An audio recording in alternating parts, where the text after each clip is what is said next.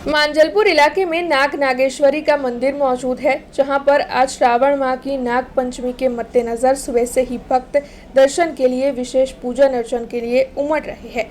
दरअसल मांजलपुर में ये जो नाग नागेश्वरी का मंदिर मौजूद है, उसकी एक अनोखी कहानी है। एक नागिन के वियोग में नाग ने अपने जीवन का बलिदान वहां पर दे दिया था। तब आज से 22 साल पहले बलिदान की इस अनोखी घटना के मद्देनजर नाग नागेश्वरी की समाधि का मंदिर बनाया गया था, जो बीते सालों में श्रद्धालुओं की आस्था का केंद्र बन गया है।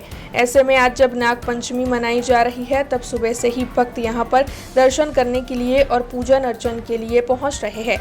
इस मंदिर की काफी मान्यता है। ऐसा कहा जाता है कि यहाँ पर अगर भक्त कुछ भी मांगने के लिए आता है तो वो खाली हाथ वापस नहीं जाता है। ऐसे में आज नाग पंचमी के दिन सुबह से ही यहाँ पर भक्त पहुँच रहे हैं। नागपंचमी गुजरात में अमरा पहलू ज मंदिर है मांजलपुर गाम में, जे आपोआप थयेलू अने नाग नागेननु मंदिर बनायेलू है। एमां घटना एवी थयेली है कि 25 वर्ष पहला जे अपने पाछळ फैक्टरी है कंपनी, एमांथी नाग नागे घणा बधा साप रहता था। एक सापनु जोड़ो अहींया बहार आई गयुं। एमां गाड़ी है ने वानवाळा अहींया बाजुमां रहे छे, ए गाड़ी आई गई अने नागेन मरी गई। तो नाग आવીને એનું માથું પછાડીને जो ગામ લોકો બધા જોયું કે આ તો કે અઘરું છે, એટલે પછી અમે મંદિર બનાવવાનું નક્કી કર્યું ભુવાજીને બોલાવીને અને આ સ્થાપના કરેલી છે। આજે 4 તારીખે અમારે આગળ કંઈ 24 વર્ષ પૂરા થશે।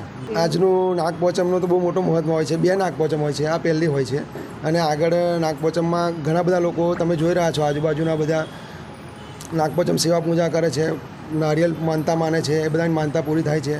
વસ્તાર ના હોય તો વસ્તાર આપે છે, બધું આગળ પૂરું થાય છે, શ્રદ્ધા હોય છે। આ માંજલપુર ગામ છે, એમાં નાગ નાગેશ્વરીનું મંદિર આવેલું છે। ત્યાં અનેક શ્રદ્ધાળુઓ માનતા માને છે, ત્યાં એમની બાધા પૂરી કરે છે, એમનું કામ પૂર્ણ થાય છે। આ નાગ નાગેશ્વરી મંદિર 23 વર્ષ પૂરા થઈ અને 4/8/24મા વર્ષમાં મંગલ પ્રવેશ કરે છે। શ્રદ્ધાભાવથી લોકો આવે છે। આ નાગપાંચમ આજે છે, બીજી નાગપાંચમ આવે ત્યારે દરેક ભાવિક ભક્તોને આવવા નમ્ર વિનંતી। અહીંયા કુલેર ચડાવે છે, શ્રીફળ ચડાવે છે, दूध ચડાવે છે, એ રીતે નાગદાદાની માનતા કરવામાં આવે છે।